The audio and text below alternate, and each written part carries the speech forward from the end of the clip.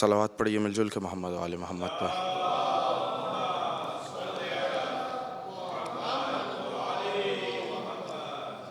اعوذ باللہ السمیع العلیم من الشیطان اللعین الرجیم، بسم اللہ الرحمن الرحیم، الحمد للہ الذی لا یبلغ مدحتہ القائلون ولا یحصی نعماءہ العادون ولا یؤدی حقہ المجتہدون الذی لا یدرکہ بعد الہمم ولا ینالہ غوث الفطن الذی لیس لصفتہ حد محدود ولا نعت موجود ولا وقت معدود ولا اجل ممدود فطر الخلائق بقدرته ونشر الرياح برحمته ووتد بالصخور میدان ارضه ثم الصلاة والسلام على رسول الثقلين محبوب رب المشرقین والمغربین وسیلتنا فی الدارین جد الحسن والحسین ابی القاسم محمد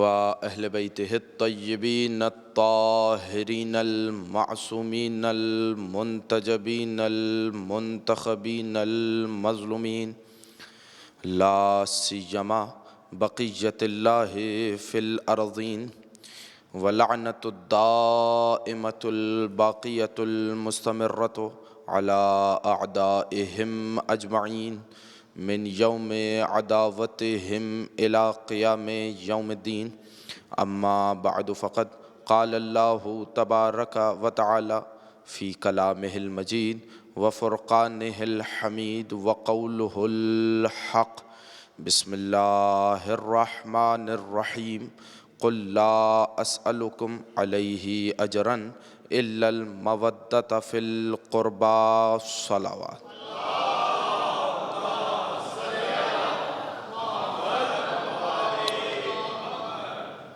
حاضرین بزم عزا اور ماتمداران سلطان کربلا، مسلسل دوسرے روز آپ حضرات کی اس متبرک بارگاہ میں حاضری کا شرف حاصل کیا اور آیہ مودت کے عنوان سے جس سلسلہ گفتگو کا کل آغاز کیا تھا، آج اس کی دوسری تقریر آپ حضرات سماعت فرما رہے ہیں۔ اب اگر اذہان بیدار ہیں اور مکمل متوجہ ہیں میری جانب، تو یہیں سے گفتگو کا آغاز کروں گا انشاءاللہ جہاں پہ آ کے کل گفتگو رکی تھی۔ لیکن اس سے پہلے چاہتا یہ ہوں کہ مقدمتاً ایک سوال ہے اور اس سوال کو مطرح کیا ہے نقن صاحب نے اور بڑے عمدہ طریقے سے مطرح کیا، تو وہ سوال پہلے آپ حضرات کی خدمت میں پہنچا دوں تاکہ پھر کل کی گفتگو سے سلسلہ کلام جڑ جائے گا۔ اور وہ یہ سوال یہ ہے کہ میں ہر کسی سے سوال ہے، ہر انسان جواب دے سکتا ہے اس کا، کہ کون سا عمل بارگاہ الہی میں زیادہ مقبول ہوتا ہے؟ وہ عمل جو کسی معاوضے کی خواہش میں انجام دیا جائے، توجہ چاہتا ہوں، جو کسی معاوضے کی خواہش میں انجام دیا جائے، یا جو بغیر کسی معاوضے کی خواہش کے انجام دیا جائے؟ توجہ فرمائیے گا، کون سا عمل زیادہ مقبول ہے؟ ہر باضمیر انسان یہی کہے گا کہ وہ عمل زیادہ مقبول بارگاہ خداوند ہے کہ جو عمل بغیر کسی معاوضے کی خواہش کے کیا جائے، فقط قربت الہی کی نیت سے انجام دیا جائے۔ بڑی خصوصی توجہ چاہ رہا ہوں، تھوڑا سا اگر یہ سوال پہنچ گیا تو یہیں سے گفتگو آگے بڑھے گی، آپ لوگوں نے توجہ فرمانی ہے اور یہاں پر ساتھ دینا ہے۔ کون سا ایسا عمل ہے کہ جو بارگاہ الہی میں زیادہ مقبول ہے؟ بارگاہ الہی کو ایک منٹ کے لیے آپ تھوڑا سا سوال کو تبدیل بھی کر سکتے ہیں، اور وہ سوال یہ ہے کہ کون سا عمل ہے کہ جس کو انسان بما ہوا انسان آپ کہیں گے کہ یہ سب سے بہترین عمل ہے، جو کسی معاوضے کی خواہش میں انجام دیا جائے یا جو بغیر کسی معاوضے کی خواہش میں کہ انجام دیا جائے، تو ہر باضمیر شخص کا یہی کہنا ہوگا کہ وہ عمل زیادہ مقبول ہوتا ہے کہ جس میں بدل کی، معاوضے کی اور کسی کوئی بھی شے پلٹ کے آنے کی توقع نہ ہو. توجہ فرمائیے گا. ایسا ہی ہے، اگر یہاں پر ساتھ ہیں تو آگے بڑھتے ہیں. مثالیں بہت ساری مل جائیں گی. آپ بتائیے کہ ایک شخص اگر کوئی غریبوں کی مدد کرے اور تصویریں کھنچوا کر مدد کرے تو آپ اس کو زیادہ بہتر عمل کہیں گے، یا جو رات کی تاریکی میں غریبوں کی مدد کرے کہ ایک ہاتھ سے دوسرے ہاتھ کو معلوم نہ ہو؟ توجہ فرمائیے گا. آپ بتائیے کس عمل کو بہترین کہیں گے؟ میں یہ نہیں کہہ رہا کہ دونوں عمل میں مقایسہ نہیں، لیکن بات یہ ہے کہ دونوں عمل میں سے بہترین کون سا عمل ہے، دونوں عمل میں سے اچھا عمل کون سا ہے؟ توجہ فرمائیے گا. اور اس سے بہتر، آپ سے بہتر کون جان سکتا ہے؟ میں یہیں سے گفتگو آگے بڑھا دیتا ہوں کہ کون سا عمل بارگاہ الہی میں زیادہ مقبول ہوتا ہے کہ جو کسی معاوضے کی خواہش میں انجام دیا جائے یا جو بغیر کسی معاوضے کی خواہش کے انجام دیا جائے. ہر باضمیر انسان کا یہی کہنا ہے کہ وہ عمل زیادہ مقبول ہوتا ہے کہ جو بغیر کسی معاوضے کے انجام دیا جائے. توجہ فرمائیے گا. اسی لیے تو علی کی ایک ضربت ثقلین کی عبادت پہ بھاری ہوا کرتی ہے.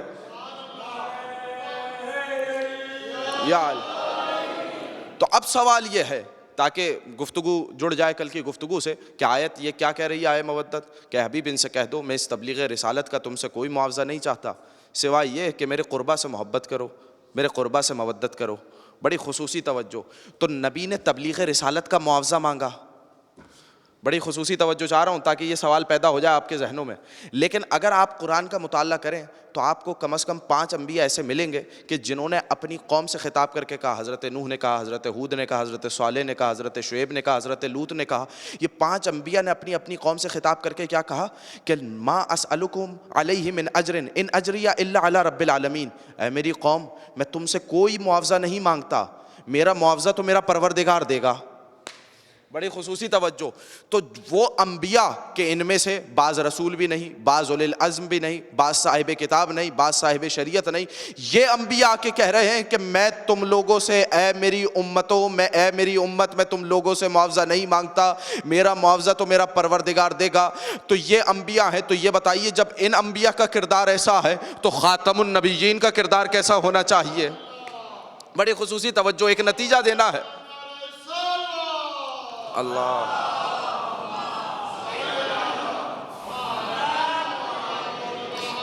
جب دیگر انبیاء نے معاوضہ نہیں مانگا تو میرے نبی نے کیوں معاوضہ مانگا؟ بڑی خصوصی توجہ. میرے نبی نے کیوں اجر مانگا؟ اس کا مطلب کیا یہ ہے کہ نعوذ باللہ من ذالک دیگر انبیاء کا کردار اونچا ہو گیا، میرے نبی کی شخصیت اتنی نہ رہی؟ اگر یہ مان لیا جائے تو پھر عقیدہ بدل جائے گا، مسلمات تبدیل ہو جائیں گے. لہٰذا یہ سوال پیدا کہاں سے ہوا؟ بڑی خصوصی توجہ. اصل میں یہ سوال قرآن کے ایک لفظ کو فراموش کرنے کے سبب سے پیدا ہوا. بڑی خصوصی توجہ چاہ رہا ہوں. دیکھیے قرآن کا، اب آپ خاموش ہے تو مجھے یہ جملہ کہنا پڑے گا کہ قرآن کا جملہ قیمتی ہے، قرآن کا لفظ قیمتی ہے، قرآن کا حرف قیمتی ہے، قرآن کا زبر قیمتی ہے، قرآن کا زیر قیمتی ہے. میں جملہ کہہ دوں، ارے قرآن کا نقطہ اتنا قیمتی ہے کہ اگر نقطہ نہ آئے تو قرآن کا آغاز نہ ہو. بڑی خصوصی توجہ. تو سارا جو سوال پیدا ہوا، یہ جو سارا ذہن میں مسئلے اجاگر ہوئے، وہ صرف ایک لفظ کو فراموش کرنے کی وجہ سے پیدا ہوئے. اور وہ لفظ کون سا تھا؟ وہ لفظ تھا لفظ قل. بڑی خصوصی توجہ. وہ لفظ کیا ہے؟ آیت کے آغاز میں ہے لفظ قل. آیت کیا کہہ رہی ہے؟ اے حبیب ان سے کہہ دو.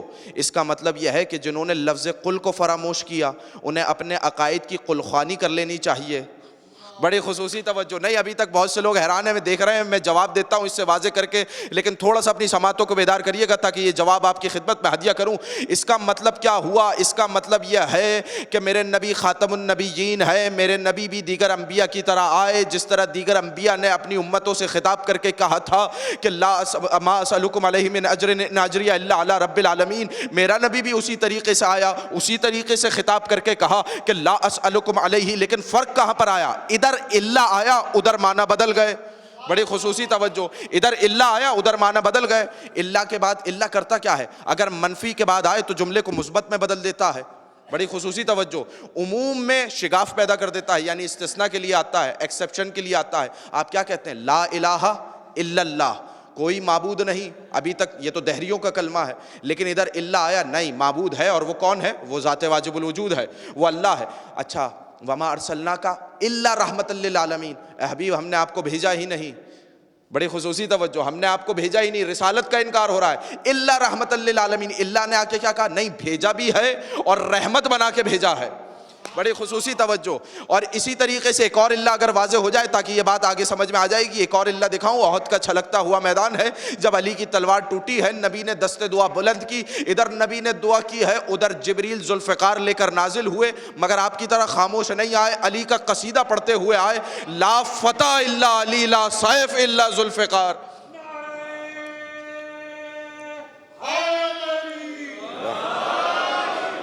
کوئی جوان نہیں. اللہ.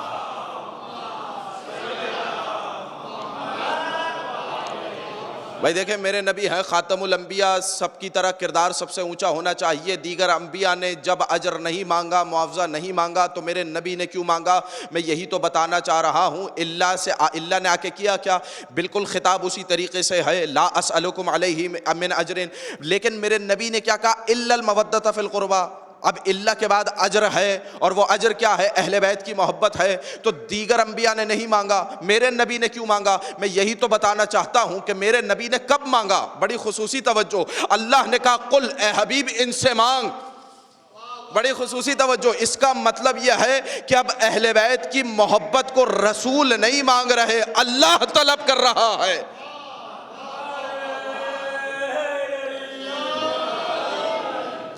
اہل بیت کی محبت کو فقط رسول طلب نہیں کر رہا ہے، یہ اہل بیت کی محبت وہ ہے جسے اللہ طلب کر رہا ہے. اور ماشاءاللہ اب تھوڑا تھوڑا آپ سماعتیں بیدار ہو رہی ہیں، تو ایک اور جملہ ہدیہ کر جاؤں، اور وہ یہ کہ دیکھیے سائل دو طریقے کے ہوا کرتے ہیں. بہت بطور خاص پیش کر رہا ہوں، توجہ فرمائیے گا. سائل دو طریقے کے ہوا کرتے ہیں. ایک یہ ہے کہ میں براہ راست مباشرتاً ڈائریکٹ آپ کے پاس آؤں اور آپ سے کوئی شے طلب کروں. تو ایک تو اگر آپ نے مجھے لوٹایا تو صرف آپ نے مجھے واپس لوٹایا. بڑی خصوصی توجہ. اور ایک یہ ہے کہ میں براہ راست آپ سے کچھ طلب نہ کروں، کسی کا کوئی کام ہو میں آپ کے پاس بھیج دوں. اب اگر آپ نے اس مومن کو خالی لوٹایا تو آپ نے فقط اسے نہیں لوٹایا.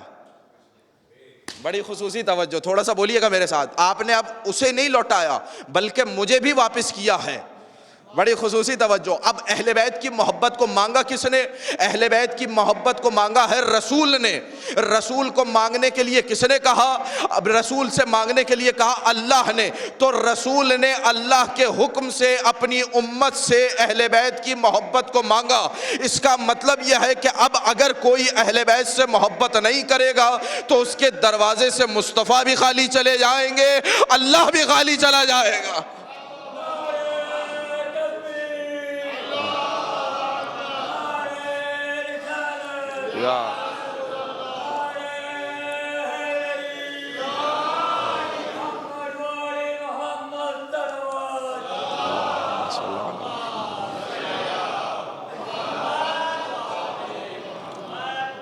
تو بات پہنچ رہی ہے.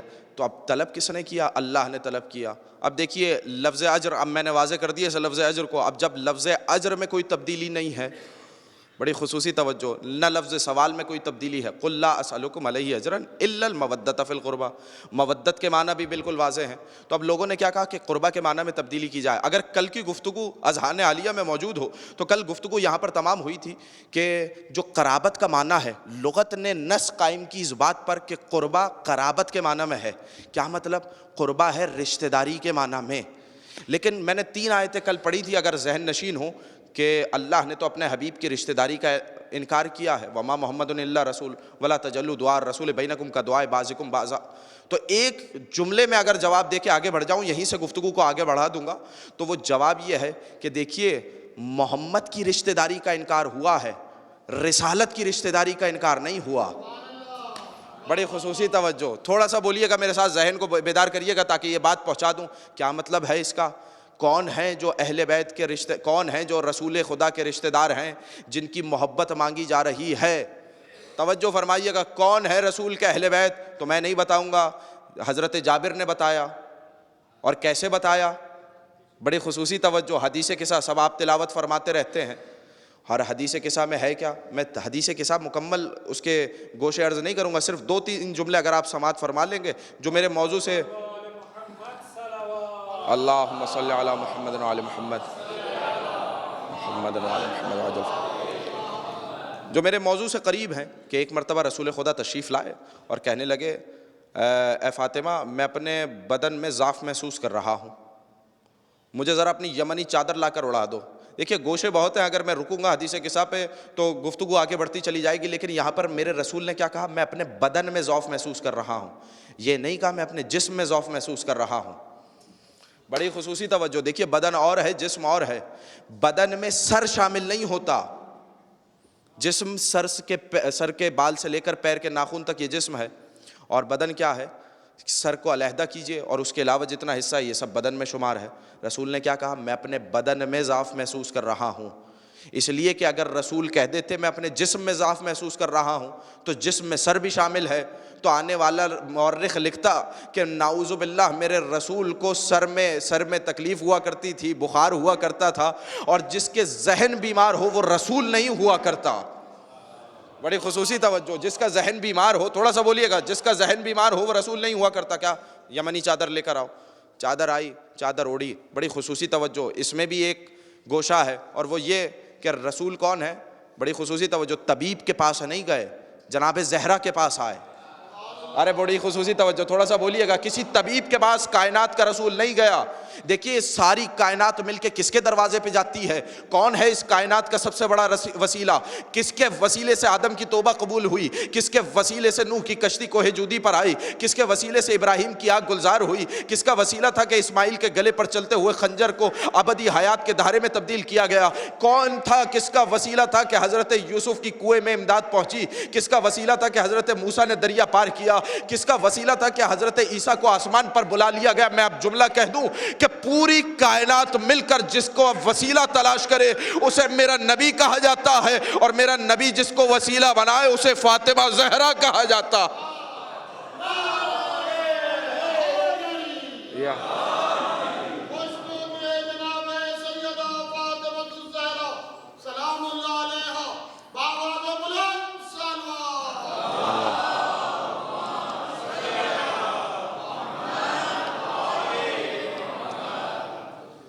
آئے، اچھا کچھ دیر کے بعد امام حسن آئے، امام حسن چادر کے نیچے آئے، امام حسین آئے۔ اچھا بہت سارے گوشے ہیں، میں سب کو ترک کر رہا ہوں، سب آپ کے اذہان عالیہ میں موجود ہے۔ امیر المومنین آئے، لیکن دیکھیے یہ پنجتن اس وقت تک مکمل نہیں ہوئے جب تک جناب سیدہ نہ آ گئی۔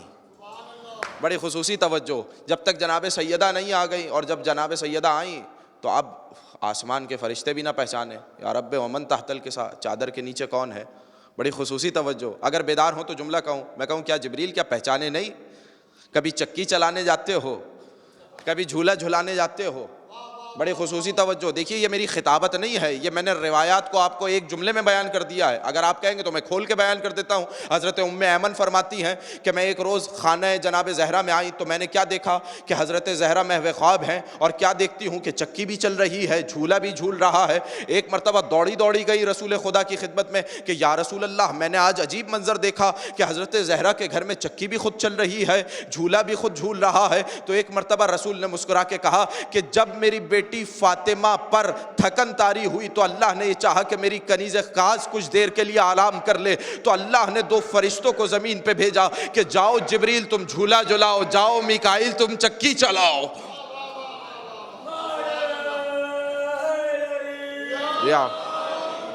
تو کیا پہچانے نہیں؟ لیکن نہیں، اس وقت کہا کہ یا رب ومن تحت الکسا، اللہ کو بھی یہ کہہ دینا چاہیے تھا کہ کیا تم جاتے نہیں ہو؟ بڑی خصوصی توجہ، کیا تم ان کا وسیلہ تلاش نہیں کرتے ہو؟ کیا تم انہیں نہیں پہچانتے ہو؟ لیکن نہیں، اب اللہ نے بھی قصیدہ پڑھنا شروع کیا کہ میں نے آسمان کو نہ بناتا، میں زمین کو نہ بناتا، میں سمندر کو نہ بناتا، میں دریا کو نہ بناتا، یہ میں چاند سورج کو نہ بناتا، میں پوری کائنات نہ بناتا۔ یہ پوری کائنات بنائی ہے تو اہل بیت کے وسیلے سے، توجہ ہے نا؟ یہ پوری کائنات کس کے وسیلے سے بنائی ہے؟ سب آپ کے اذہان میں موجود ہے، میں رک نہیں رہا، اسی لیے میں صرف گزر رہا ہوں سرسری طور پر۔ اب جو جملہ ہے جو مجھے کہنا ہے، اور اس کے بعد جب پانچوں چادر کے نیچے جمع ہو گئے تو قربا کا مطلب کیا ہے؟ بولیے گا بھائی میرے ساتھ، قربا کا مطلب کیا ہے؟ قربا کا مطلب ہے رشتہ دار۔ بڑی خصوصی توجہ. اور قرآن کیا کہہ رہا ہے؟ رسول کی رشتہ دار کسی کوئی نہیں ہے. وما محمد الا رسول، محمد کچھ نہیں ہے سوائے ہمارے رسول کے. تو میں نے ایک جملہ کہا تھا، یہاں پر محمد کی رشتہ داری کا انکار ہو رہا ہے، محمد رسول اللہ کی رشتہ داری کا انکار نہیں ہو رہا. تو اب دیکھنا یہ ہے کہ کون ہے جو رسالت کے رشتہ دار ہیں. چلتے ہیں رسول سے پوچھتے ہیں کہ کون ہے جو آپ کی رسالت کے رشتہ دار ہیں. تو جب پانچوں ہستیاں چادر کے نیچے جمع ہو گئی تو ایک مرتبہ میرے رسول نے چادر کے کناروں کو تھام کے کہا، اللہم ہؤلاء اہل بیتی، پروردگار یہ ہیں جو میرے رشتہ دار ہیں.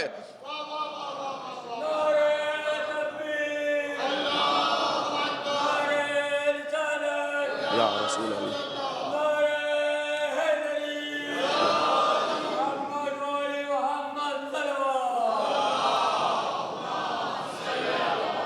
اللہم صلی علی محمد. تو پروردگار یہ ہیں جو میرے رشتہ دار ہیں. اچھا اسی پہ بس نہیں کیا، تعارف کیا کرایا؟ تعارف بھی اللہ نے کرایا. ہم فاطمہ و ابوہا و بعلہا و بنوہا، یہ فاطمہ ہیں، یہ ان کے بابا ہیں، یہ ان کے شوہر ہیں، یہ ان کے 2 بیٹے ہیں.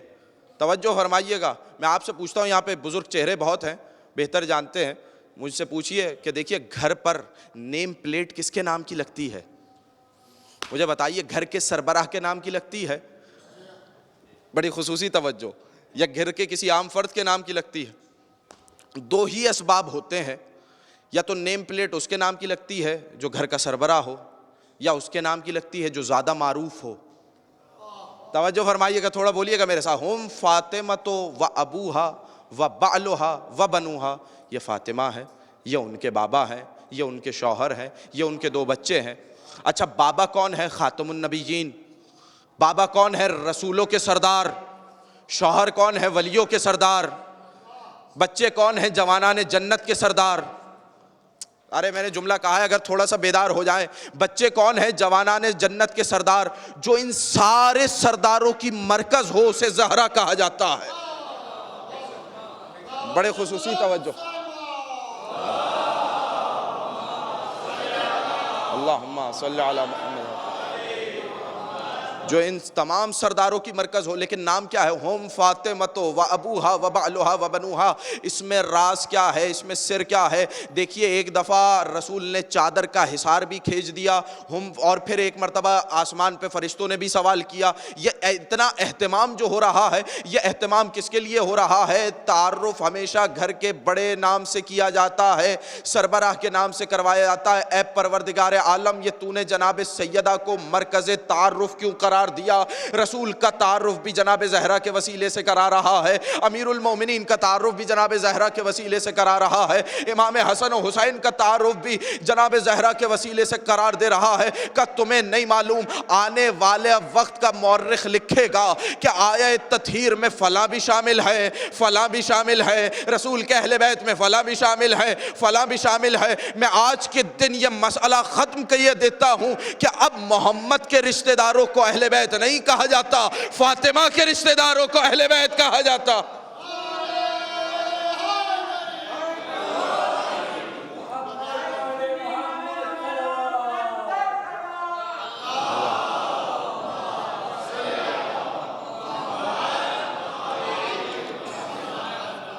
فاطمہ کے رشتہ داروں کو اہل بیت کہا جاتا ہے. ہم فاطمہ و ابوہا و بعلہا بنوہا. اچھا چلے دلیل دیے دیتا ہوں.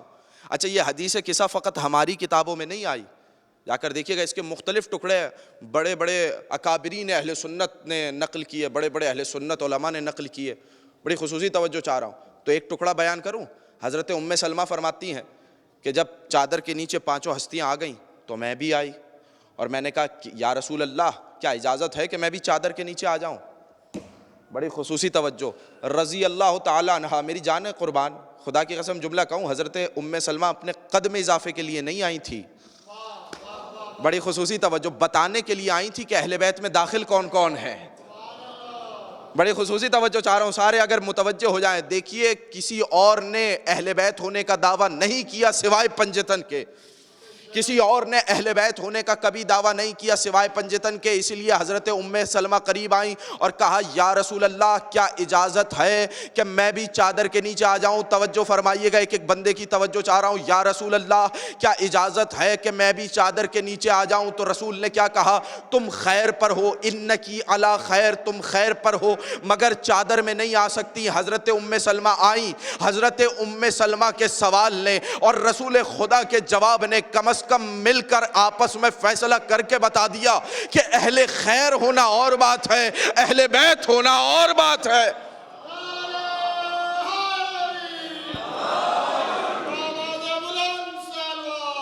اللہ صلی علی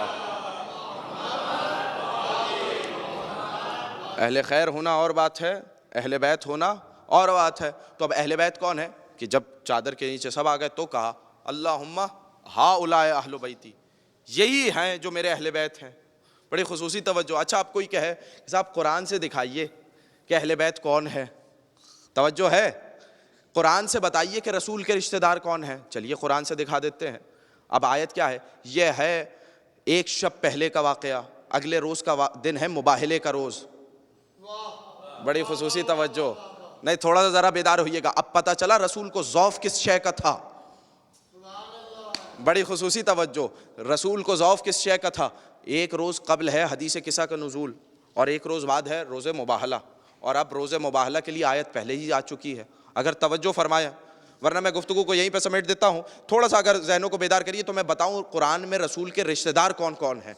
اب آیت نازل ہوئی فمن حاجک فیہ من بعد ما جاءک من العلم فقل تعالوا ندعو ابناءنا وابناءکم ونساءنا ونساءکم وانفسنا وانفسکم ثم نبتہل فنجعل لعنت اللہ علی الکاذبین۔ اے رسول اگر یہ علم آ جانے کے بعد، دلیل آ جانے کے بعد تجھ سے بحث کر رہے ہیں تو ان سے کہہ دو لے آؤ، تم اپنے بیٹوں کو لے آؤ، ہم اپنے بیٹوں کو لاتے ہیں۔ بڑی خصوصی توجہ، تم اپنی بیٹیوں کو لاؤ، ہم اپنی بیٹیوں کو لاتے ہیں، تم اپنے جیسوں کو لاؤ، ہم اپنے جیسوں کو لاتے ہیں۔ یہ آیت کا شان نزول کیا ہے؟ آئے تھے نصارہ نجران کے اور آ کر بحث کرنے لگے کہ حضرت عیسیٰ جو ہیں نعوذ باللہ من ذالک اللہ کے بیٹے ہیں۔ اب قرآن کی متواتر آیات نازل ہو رہی ہیں اور رسول انہیں جواب دے رہے ہیں کہ تمہارے پاس دلیل کیا ہے کہ عیسیٰ اللہ کے بیٹے ہیں؟ کہ دلیل ہمارے دامن میں یہ ہے کہ بتائیں عیسیٰ کا باپ کون ہے؟ کہ عیسیٰ کا تو باپ نہیں ہے، کہ یہی دلیل ہے کہ وہ اللہ کے بیٹے ہیں۔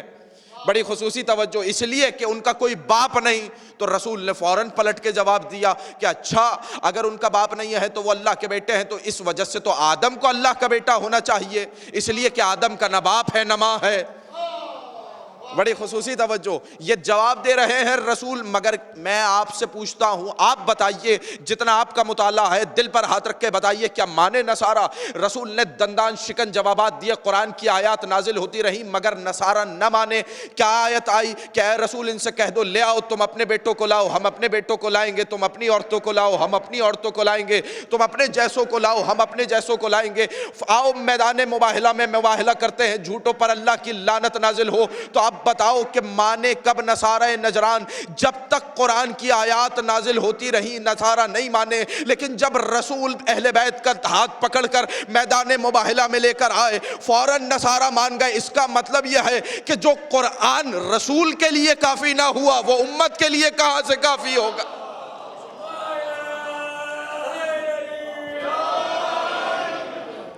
قرآن اہل بیت کے ساتھ اللہم صلی۔ دیکھیے مرکز بتانا ہے کون ہے اس آیت کا، توجہ چاہ رہا ہوں اس لیے۔ اچھا جیسے یہ آیت نازل ہوئی تو سارے وہ جو اسقف تھا، وہ جو ان کا سب سے بڑا راہب تھا، اس کے پاس جمع ہوئے کہ بھائی یہ تو مباہلہ کرنے کے لیے کہہ رہے ہیں، اب کیا کرنا ہے؟ بڑی خصوصی توجہ، خود میٹنگ ایک چلی تو انہوں نے کہا ابھی جواب نہیں دوں گا، توجہ چاہتا ہوں، یہ جواب اگر پہنچ گیا تو میں کامیاب ہو جاؤں گا، میں چہرے دیکھ رہا ہوں، اس لیے کہ نصارہ بتا رہے ہیں رسالت کے رشتہ دار کون ہے۔ بڑی خصوصی توجہ دیکھیے، الفضل ما شہدت بہ الاعداء، فضیلت وہ ہے جس کی گواہی دشمن دے۔ توجہ چاہ رہا ہوں۔ تو اب کہا مباہلہ کرو گے؟ کہا ابھی فیصلہ نہیں کروں گا۔ کہا پھر کب فیصلہ کرو گے؟ کہا کل کے روز فیصلہ کروں گا۔ توجہ توجہ، کل کے روز فیصلہ کروں گا کہ جب رسول میدان مباہلہ میں آئیں گے اس وقت فیصلہ ہوگا کہ رسول سے مباہلہ کرنا ہے یا نہیں، ان کو جزیہ دینا ہے یا مباہلہ کرنا ہے، یہ اس وقت فیصلہ ہوگا۔ کہ کیسے فیصلہ ہوگا؟ کہ کل جب رسول میدان میں آئیں گے تو دیکھوں گا کہ رسول بادشاہوں کے طریقے سے آ رہا ہے یا انبیاء کے طریقے سے آ رہا ہے۔ سب پریشان ہو گئے کہ یہ بادشاہوں کا طریقہ کیا ہے، یہ انبیاء کا طریقہ کیا ہے؟ کہ اگر امت کو ساتھ لے کر آئے تو یہ بادشاہوں کا طریقہ ہے، اگر گھر والوں کو ساتھ لے کر آئے تو یہ نبیوں کا طریقہ ہے۔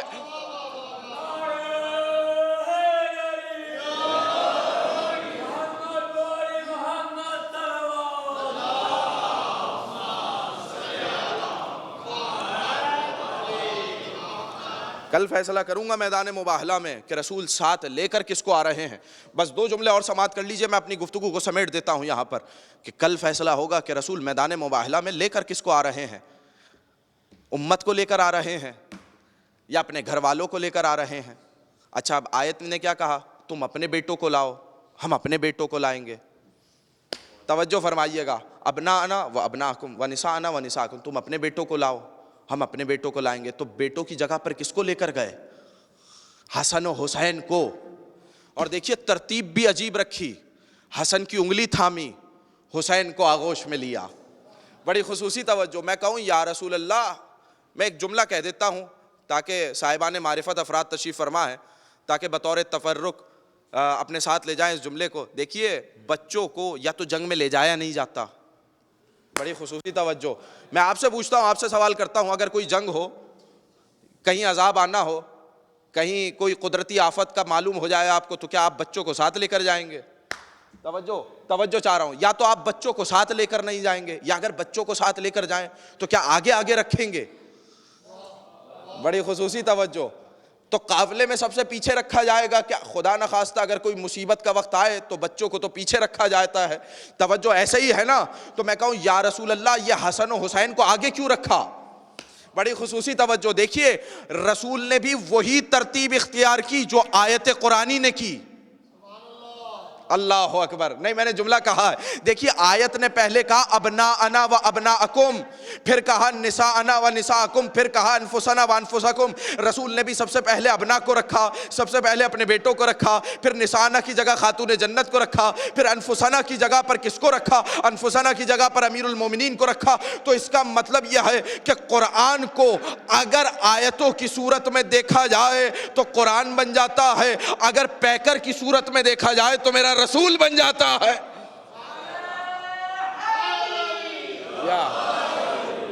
لیکن یا رسول اللہ، یہ ابھی میرا مجمع مطمئن نہیں ہے، یا آپ نے حسن و حسین کو آگے کیوں رکھا؟ کسی بھی جنگ میں بچوں کو آگے نہیں رکھا جاتا، بچوں کو ہمیشہ یا تو لے جایا نہیں جاتا یا پیچھے رکھا جاتا ہے۔ یا آپ نے حسن و حسین کو آگے کیوں رکھا ہے؟ کہ یہی تو میں جواب دینا چاہتا ہوں کہ کل کا مورخ لکھے گا کہ نعوذ باللہ من ذالک، میرا رسول اس کائنات سے لاوارث چلا گیا۔ اسی لیے تو سورہ کوثر نازل ہوئی تھی نا، سب کے اذہان میں موجود ہے کہ نعوذ باللہ میرا رسول لاوارث چلا گیا تھا، تو رسول نے بھرپور تماچا رسید کیا ایسے قلم فروخ مورخ کے رخساروں پر کہ خبردار، مجھے لاوارث نہیں کہنا، محمد اپنے وارث لے کر میدان میں آ رہا ہے۔ یا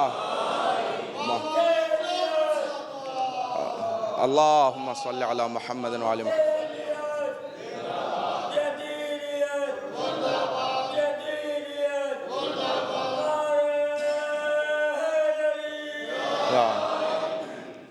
اور اب درمیان میں رکھا خاتون جنت کو۔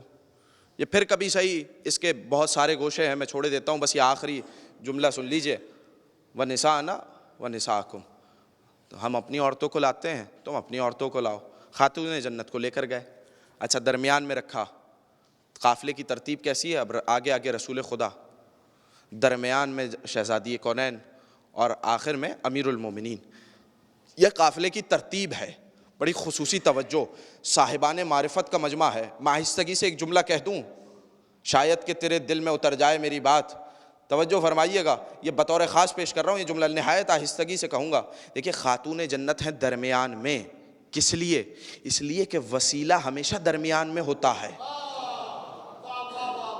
اللہ اکبر۔ نہیں تھوڑا سا بولیے گا بھائی میرے ساتھ.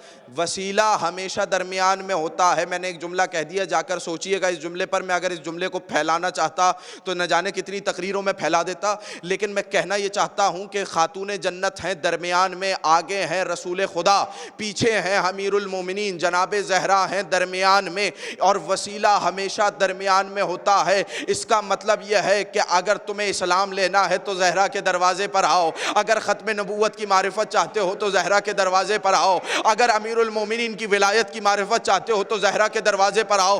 بس زہرا کے دروازے پر آ جانا, رسول بھی مل جائیں گے, علی بھی مل جائیں گے.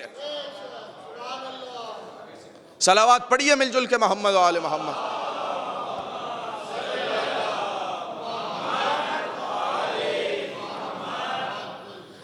رحمت للعالمین نے اپنی پشت پہ اپنی رحمت کو رکھا. رحمت کی پشت پناہی پہ ایک اور رحمت موجود ہے.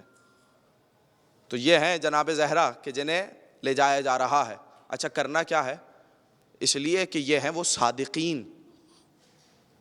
میں ایک جملہ کہہ جاؤں تاکہ بات مکمل ہو جائے, اور وہ یہ کہ رسول اب جنہیں بھی ساتھ لے کر میدان مباہلہ میں جا رہے ہیں تو وہ کیسے ہونے چاہیے؟ وہ ہونے کم از کم وہ سچے تو ہونے چاہیے. توجہ ہے, وہ کم از کم وہ سچے ہونے چاہیے. کیوں؟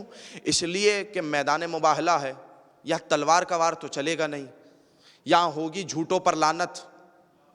بڑی خصوصی توجہ. چلیے میں جملے کو اور بہتر انداز میں پیش کر دیتا ہوں. اصل میں مباہلہ تلوار کی جنگ کا نام نہیں ہے, کردار کی جنگ کا نام ہے. بڑی خصوصی توجہ. میں نے بھرپور جملہ کہہ دیا, اب آپ اس جملے کو پھیلاتے جائیے اور اس سے لطف اندوز ہوتے رہیے. مباہلہ تلوار کی جنگ کا نام نہیں ہے, کردار کی جنگ کا نام ہے. تو اب رسول جنہیں بھی ساتھ لے کے جائیں گے ان کے کردار اعلیٰ پائے کے حامل ہوں گے. بڑی خصوصی توجہ. تو اب جھوٹوں پر لعنت ہونی ہے تو کون جائیں گے؟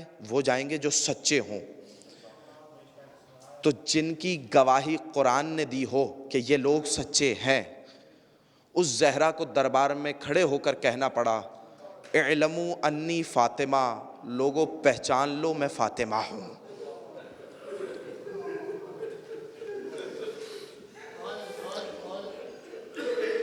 اجرکم علی اللہ, خدا آپ کو کوئی غم نہ دے سوائے غم مظلوم کربلا کے. 2 روز رہ گئے حسین کی یتیمی میں.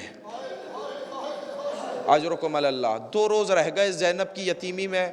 میں ممبر پہ بیٹھا ہوں, میں ایک سید ہونے کی حیثیت سے آپ سے کہتا ہوں, اپنے دل میں کوئی خواہش ہو, کوئی حاجت ہو, مانگ لیجئے گا, اور خصوصاً حضرت عباس سے مانگیے گا جناب زہرا کا واسطہ دے کر. اجرکم علی اللہ, اجرکم علی اللہ. لیکن ساتھ میں گریہ کرتے ہوئے آئیے گا, روتے ہوئے آئیے گا. میں کوئی بخل نہیں کروں گا, میں مصائب اچھے طریقے سے پڑھوں گا. یہ ہے کون فاطمہ؟ یہ ہے کون؟ یہ مرکز عصمت و طہارت ہیں. میں ایک جملہ کہہ جاتا ہوں, ایک روایت ہے, عجیب روایت ہے, کہ میرا چھٹا امام, ان کی خدمت میں ایک صحابی آئے اور کہا کہ مولا میرے گھر بیٹی کی ولادت ہوئی ہے. جو سن لے سمجھ لے, اس کے بعد ماتم ضرور کرے, اس کے بعد یا زہرا ضرور کہے. کہا آقا میرے گھر بیٹی کی ولادت ہوئی ہے. کہا اچھا, کہا تو نے بیٹی کا نام کیا رکھا؟ کہا مولا میں نے بیٹی کا نام فاطمہ رکھا ہے. فوراً سنیں گے امام کی آنکھوں میں آنسو آئے. کہا اے میرے چاہنے والے, اے میرے صحابی, اگر تو نے اپنی بیٹی کا نام فاطمہ رکھا ہے تو تجھے میرے حق کی قسم ہے کبھی اسے گالی نہ دینا, کبھی اس کے چہرے پر تماچا نہ مارنا. اجرکم علی اللہ, اجرکم علی اللہ. مولا کوئی غم نہ دے سوائے غم مظلوم کربلا کے, کبھی اس کے چہرے پر تماچا نہ مارنا, کبھی اسے سب و شتم نہ کرنا, کبھی اسے برا بھلا نہ کہنا, کبھی اسے ڈانٹنا مت, اس لیے کہ اس کا نام فاطمہ ہے. تو جس کا نام فاطمہ ہو, معصوم کو پسند نہیں کہ کوئی اسے جھڑکے بھی. اجرکم علی اللہ. اب میں بتاؤں ہوا کیا. یہ غلط فہمی ہے کہ زہرا پر فقط ایک حملہ ہوا, 3 حملے ہوئے ہیں جناب زہرا پر. پہلا حملہ سنیں گے, جب دربار سے واپس آ رہی تھی, ہاتھ میں وثیقہ تھا جو بابا کی جائیداد کا وثیقہ تھا. تو رستے میں ایک شخص ملا اور اس نے کہا حلمی ہی الیہ, اے زہرا اس وثیقے کو مجھے دے دو. فابت, جناب زہرا نے سختی سے منع کیا. آپ کو پتہ ہے اس نے کیا کہا؟ فرفسہا برجلہ, اس نے ٹھوکر جناب زہرا کے شکم پہ ماری ہے. اللہ اکبر. اللہ اکبر، کس طریقے سے سن رہے ہیں؟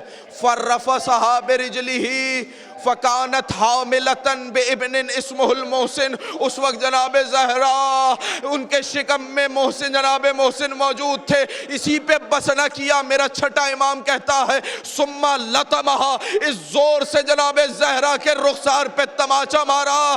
کانی انظر الی قرط فی اذنہا حین نقفت، کہ میں اپنی آنکھوں سے دیکھ رہا ہوں میری جدہ کے گوشوارے اس تماچے سے ٹوٹ کے زمین پہ گر رہے.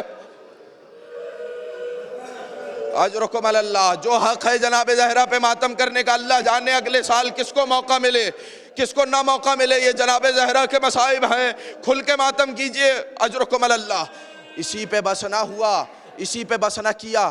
وہ گھر کہ رسول خدا جس دروازے پر مسلسل سلام کرنے آتے تھے نماز فجر سے پہلے اور کہا کرتے تھے السلام علیکم یا اہل بیت النبوہ، آیہ تطہیر کی تلاوت کیا کرتے تھے، وہ رسول جس دروازے پر ادب و احترام کے ساتھ آتے تھے، ایک موقع ایسا آیا کہ لوگ اس دروازے پر جمع ہوئے اور کہنے لگے زہرا علی کو باہر بھیجو ورنہ ہم اس دروازے میں آگ لگا دیں گے. اجرکم علی اللہ. یہ کون سا دروازہ ہے؟ ارے یہ وہی تو دروازہ ہے کہ جہاں پر موت کا فرشتہ بھی بغیر اجازت داخل نہیں ہوتا، جہاں رسول آ کر دق الاباب کیا کرتا ہے، رسول اجازت طلب کیا کرتا ہے. آج اسی دروازے پر آئے تو زہرا نے معلوم کرنا چاہا رہے آنے والے مسلمان بھی ہیں کہ نہیں، کہ اس گھر میں رسول کی بیٹی رہتی ہے. جناب زہرا خود پس دیوار آئیں، پس دروازہ آئیں، مگر انہوں نے کہا کہ نہیں علی کو باہر بھیجو وگرنہ ہم گھر میں زبردستی داخل ہو جائیں گے، ہم علی سے آج بیعت لے کے رہیں گے. صرف اسی پہ بس نہ کیا. جناب زہرا نے جب کہا نا کہ اس گھر میں حسن و حسین رہتے ہیں، کہا وہ رہتے ہیں تو رہا کرے، ہمیں اس سے کوئی مطلب نہیں ہے، ہم تو اس دروازے کو آگ لگا دیں گے اگر علی باہر نہ آئے.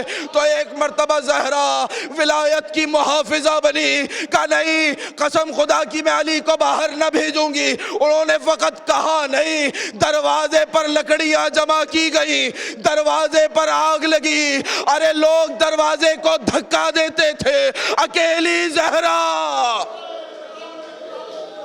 اجرکم علی اللہ. نہیں ایسے نہیں. جن افراد کو اللہ نے حضرت عباس کے صدقے میں بازو عنایت کیے ہیں وہ سینے پر ہاتھ مارے یا زہرا کہتے ہوئے جملے سنیں گے. اب جملے سنیں گے. میں نے عجیب بات پڑھی. اجرکم علی اللہ. خدا آپ کو کوئی غم نہ دے سوائے غم مظلوم کربلا کے. یہ بات پہنچ جائے کہ آگ کے جب شعلے بھڑکے، جناب زہرا کہتی ہے وہ شعلے اتنے بھڑک رہے تھے کہ ان شعلوں سے میرا چہرہ جھلس رہا تھا. اللہ جانے کیا سنا. ان شعلوں سے میرا چہرہ جھلس رہا تھا. جب دروازہ جلنے لگا انہوں نے دروازہ مکمل جلنے کا انتظار نہیں کیا، دروازے پر ٹھوکریں برسائیں. اتنے میں ایک جگہ خالی ہوئی، ایک ظالم نے تازیانہ مارا. ارے زہرا کا بازو، زہرا اس دنیا سے چلی گئی مگر وہ بازوؤں سے نیل کا نشان لگا. اجرکم علی اللہ. میں جملہ کہہ دوں، جو مصائب سننے کے لیے آئے ہیں ماتم کریے گا جناب زہرا کے اس جملے پر. اللہ جانے رسول کی بیٹیوں کی قسمت کیا ہے. ایک بیٹی دنیا سے گئی تو اس پر تازیانے کا نشان ہے، ایک بیٹی دنیا سے گئی تو اس پر رسن کے نشان ہے.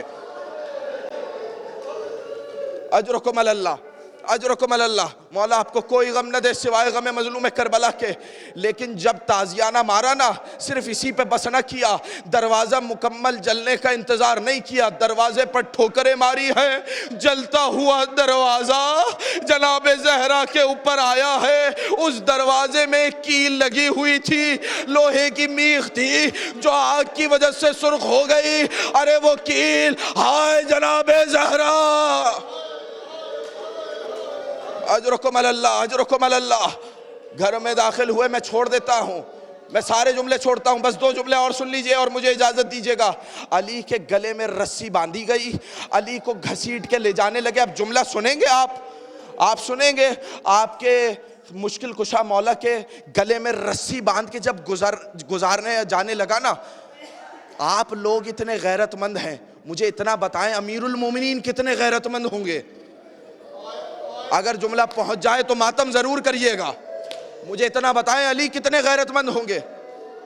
جعفر نقدی نے لکھا کہ ایک کوفے میں جہاں امیر المومنین کا گھر تھا، ان کا ایک پڑوسی تھا، اس نے کہا خدا کی قسم میں نے کبھی زینب کی آواز اپنے کانوں میں نہیں سنی، کبھی میں نے زینب کو نہیں دیکھا، کبھی میں نے بازار سے گزرتے ہوئے نہیں دیکھا۔ جب علی اپنی بیٹی کو لے جایا کرتے تھے تو دائیں حسن چلا کرتے تھے، بائیں حسین، آگے آگے علی رات کی تاریکی میں روضہ رسول پر لے جاتے تھے، اور جب روضہ رسول قریب آتا تھا علی تیزی سے آگے جا کے چراغ کو مدھم کیا کرتے تھے، کہیں میری بیٹی کے سائے پر بھی کسی نامحرم کی نگاہ نہ پڑے۔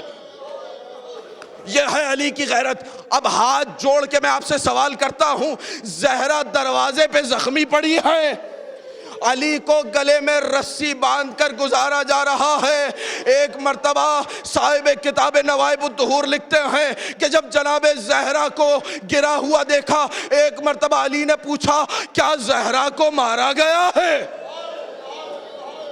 جب دیکھا نا کہ زخمی زہرا زمین پر پڑی ہے تو ایک مرتبہ آسمان کا رخ کر کے کہا بار الہا کاش علی اس سے پہلے مر گیا ہوتا۔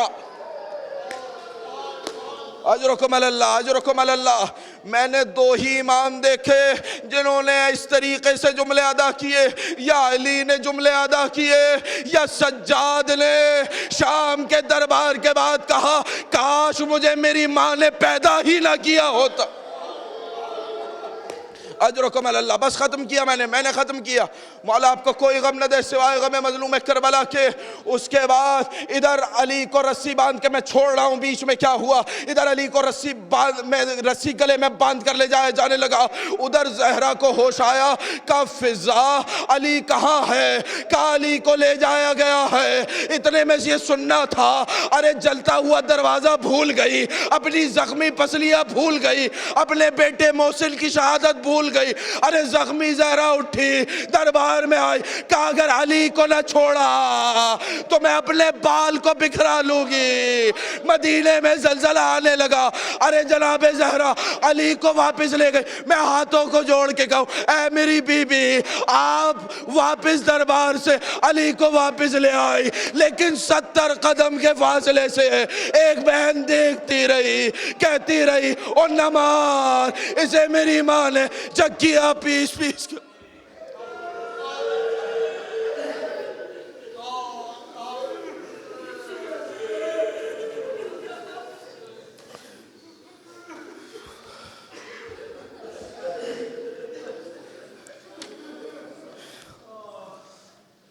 وَسَيَعْلَمُ الَّذِينَ ظَلَمُوا أَيَّ مُنْقَلَبٍ يَنْقَلِبُونَ۔ بار الہ ہماری اس عبادت کو اپنی بارگاہ میں قبول فرما۔ بار الہ ہمیں کوئی غم نہ دے سوائے غم مظلوم کربلا کے۔ جیے تو محبت اہل بیت پر، موت آئے تو محبت اہل بیت پر۔ بار الہ قیامت کے روز ہمیں شفاعت خاتون جنت نصیب فرما۔ بار الہ جو مومنین پریشان حال ہیں ان کی پریشانی کو دور فرما، جو بے روزگار ہیں ان کو روزگار عطا فرما، جو برسر روزگار ہیں ان کے روزگار میں وسعت عطا فرما، جو حج و زیارات کی متمنی انہیں حج و زیارات نصیب فرما۔ بار الہ جو بے گناہ اسیر ہیں انہیں رہائی عطا فرما، جو بیمار ہیں بار الہ انہیں جناب زہرا کے صدقے اور وسیلے سے صحت کاملہ عاجلہ عطایت فرما۔ خصوصاً سلطان علی رحمانی، غلام ویر جی اور ہمارے دوست سلمان زیدی، ان کی والدہ، اور یہاں پر بھی بہت افراد تشریف فرما ہے۔ تو بار الہ جو بھی بیمار ہے، جو اس فرش عزا پہ بیٹھا ہے یا اپنے گھر میں ہے، بار الہ جناب زہرا کے صدقے اور وسیلے سے انہیں صحت کاملہ عاجلہ عنایت فرما۔ بار الہ ہمارے مرحومین کی مغفرت فرما۔ بار الہ قائم آل محمد کے جل ظہور فرما، ہمیں ان کے اعوان و انصار میں شمار فرما۔ ربنا تقبل منا انک انت السمیع العلیم۔ ایک مرتبہ افراد سے گزارش ہے کہ سورہ فاتحہ کی تلاوت فرمائیں۔ مرحومہ روشن بانو بنت قاسم علی ہیمانی، زوجہ حبیب علی رحمۃ اللہ، اور پیرانی خاندان کے تمام مرحومین رحمۃ اللہ، اور ہیمانی خاندان کے بھی تمام مرحومین کے لیے سورۃ المبارکۃ الفاتحہ۔